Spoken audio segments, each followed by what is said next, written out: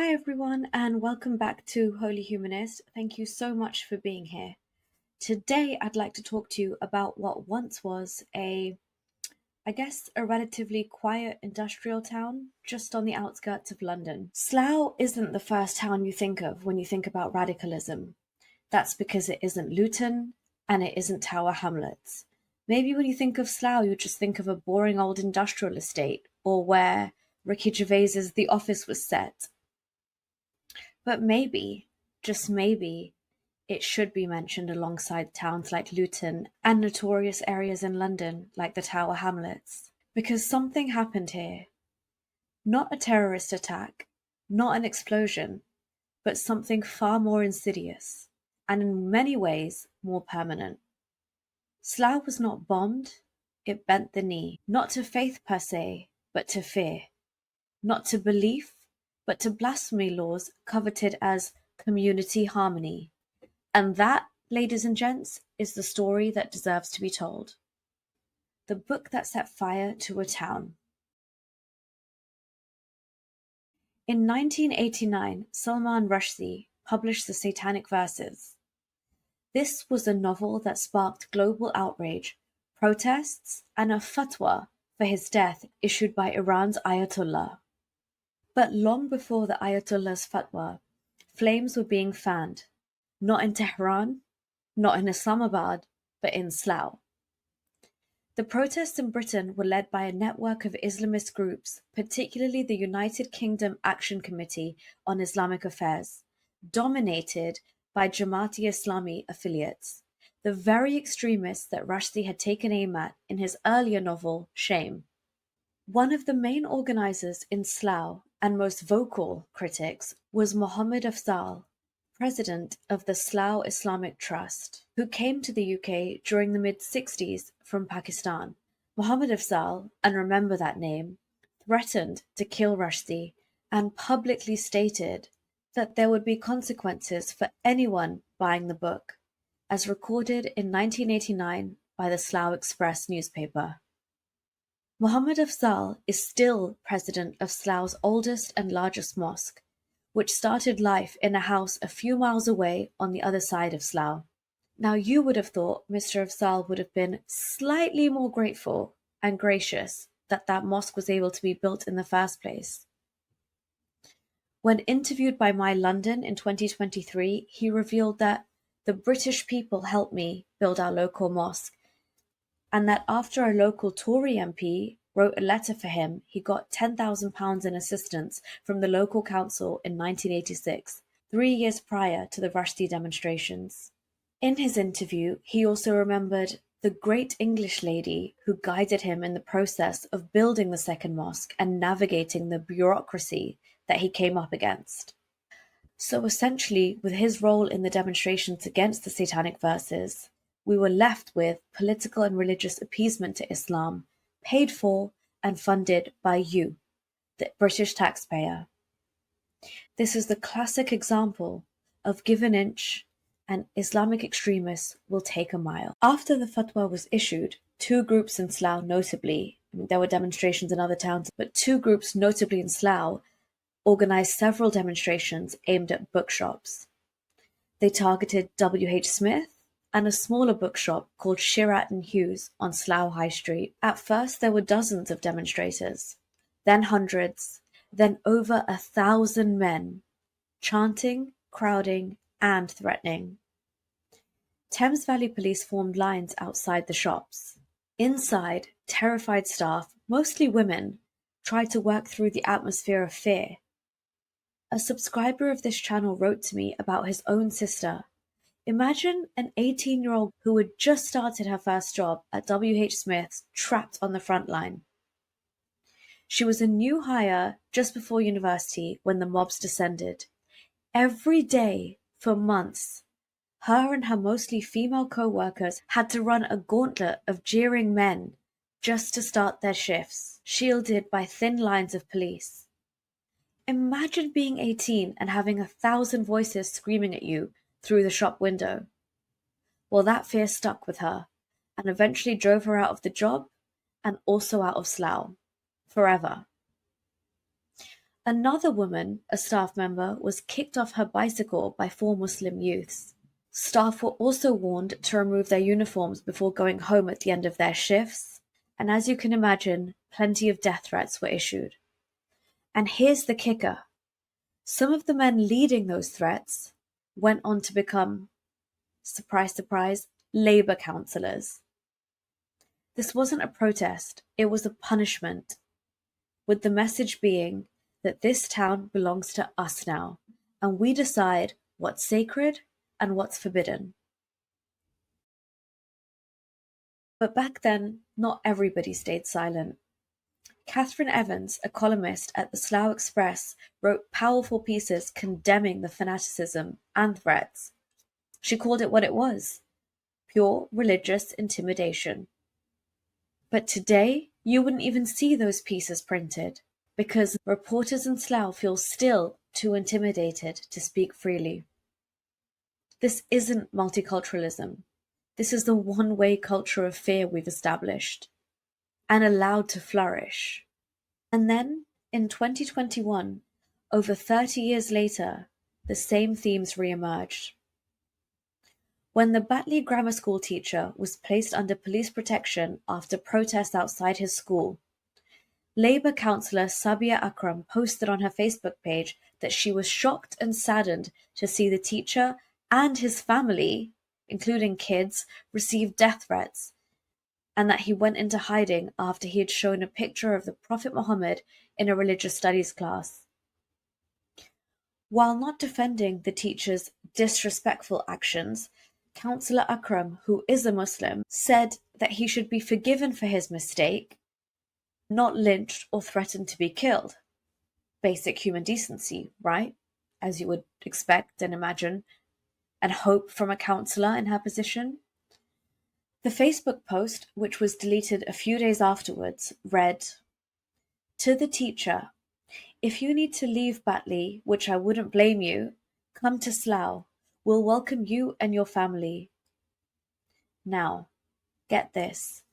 This one message sparked so much anger, as some Muslims saw this as defending and being sympathetic to the blasphemous teacher's actions of showing a Charlie Hebdo cartoon drawing of the Prophet, leading to a petition signed by over 1,300 people calling for her to resign from her leadership role. The main petitioner said, "Anyone who disrespects our Prophet has no position in our lives," adding, "I don't wish to see this evil person as my leader." Councillor Akram revealed to all Slough councillors in an email that her and her family have received death threats and harassment since her post. Lo and behold, soon after the Facebook post was published, a bunch of angry men demonstrated outside Slough Borough's council headquarters calling Akram to resign and labelling her a Islamophobe,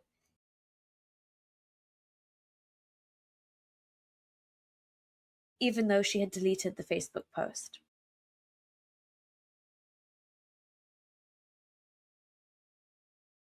Death threats and intimidation fairly commonplace in Slough. The good news, you might think, was that in the end, Muhammad Azad intervened.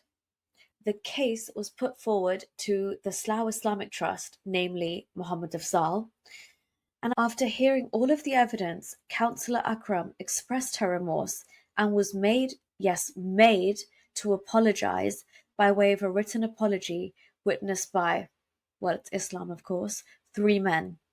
The case was closed and the planned demonstrations cancelled. Now, what may seem like a crisis averted and good news on the surface doesn't change the fact that most people hearing this will be shocked that a councillor and prospective parliamentary candidate can be controlled to such a degree by the local mosque clerics, mostly very old men, and harassed at her place of work. Not one politician, including the current cowardly MP Tan Desai, expressed support publicly through the whole sorry saga, which lasted for nearly a month. Absolute cowardice. His Labour Party colleague, was being intimidated outside her place of work, receiving death threats, and he felt it more lucrative and safer, no doubt, I don't blame him for the safety aspect, to stay silent. Now just imagine a secular British councillor compelled to atone for her sin of offering a Batley schoolteacher safety in front of clerics. And not one single politician, not even her Labour colleagues, spoke up for her. That is the state of Slough. Now, some of you might be thinking, and rightly so, that this sounds like it could be Luton or Tower Hamlets. Yes, it could, but with a slight difference. You see, in those places, Islamization isn't quiet. It's on full display. Luton has undergone one of the most dramatic demographic transformations in modern Britain.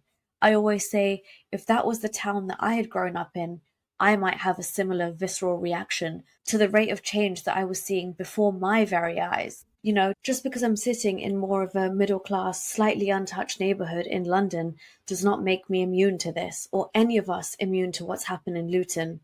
Or Slough, for that matter. So with Luton, once a typical English market town, it's now a place where white British residents are a minority, and Sharia-style social norms are enforced by street pressure.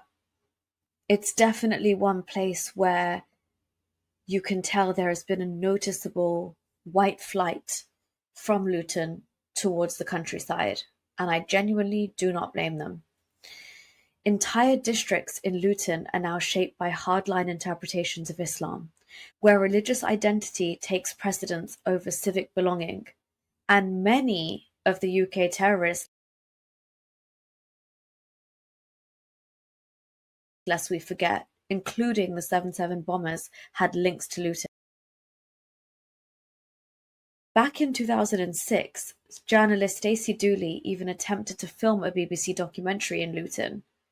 She was followed, harassed, and intimidated by Islamist men for simply asking questions. She was mocked as being a slut and a whore by Muslim women, asking her why she dressed that way, extremely provocatively, if I may add.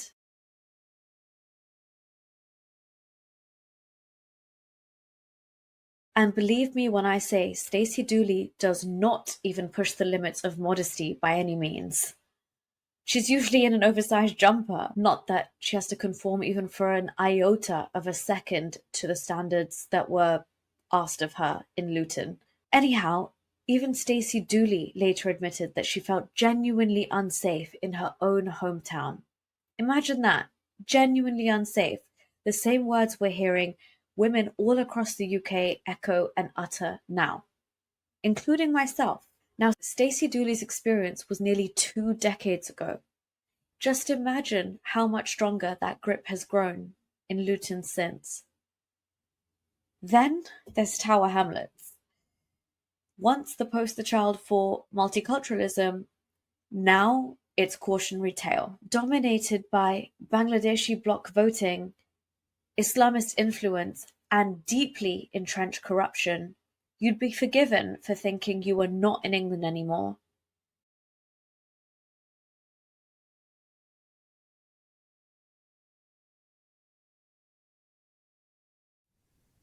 Tower Hamlets has become a place where mosque leaders and political machines operate hand in glove. The clearest example, you might ask? Lutfur Rahman, removed as mayor for electoral fraud, only to return to power after his 5-year ban ended with the help of, yep, you guessed it, religious patronage networks, imam endorsements, and a silent Labour Party machine that looked the other way. Once again, no surprises there. I think it's common knowledge now that Tower Hamlets is no longer run by secular, democratic, impartial principles. It is effectively a client state of religious and Bangladeshi ethnic allegiance where dissent is punished and conformity is rewarded. And yet, Slough is different. Slough isn't defined by Sharia zones or media scandals in the same way. Its transformation was quieter and ideological, and therefore potentially more dangerous. In Slough, clerics bend councillors, not through votes, but through fear and intimidation. Journalists self-censor, and the police stay silent. And even Muslims who dare to defend liberal British values are pressured into apologies behind closed mosque doors. Slough hasn't been conquered simply by numbers. It's been colonized by intimidation. So what do you call a town where W.H. Smith employees are threatened for selling a book? Or where a councillor is bullied into religious repentance? Where journalists self-censor and politicians stay silent? I'll tell you. You call that town Islamized. Not because of its population, but because of who truly holds power. Not because of mosques popping up, but because of theocratic submission and the accompanying deafening silence. And if you think this stops in Slough, please think again. These towns are blueprints of how Islam expands its reach and asserts its dominance in this day and age. Gone are the days to wage jihad by sword on horseback. This is not a shift of power any of us should accept. I'm not here to stoke culture wars. That's not my intention. I'm simply here to ring the alarm with facts, because as you can see, Slough didn't fall overnight. It surrendered all the British values we hold dear, slowly, in increments. The press was intimidated, it bent, and now it's broken. And I haven't even touched on the likes of Bradford, Rochdale, Birmingham, and parts of Yorkshire yet. So I say this with sorrow, but with absolute clarity. Slough bent the knee. Will the rest of Britain follow? Or will we at last rise and say, no, not here, not now, not ever. Please, wake up to the fact that one day this could be your town. Just because it's not yet doesn't mean it will never happen. I look at the likes of activists who have come out from towns like Luton and Bradford and other areas where horrific scandals were covered up in the name of community cohesion. And I can tell you that jihad comes in many forms, and this intimidation and this silence and this bending the knee might just be that one very form that works. Until it doesn't, of course. Thank you so much for watching. Please hit the like button, share this video far and wide. So if you see the beginnings of this happening where you live, or you see that it's going too far the way things currently are, please do what you can by using your voice.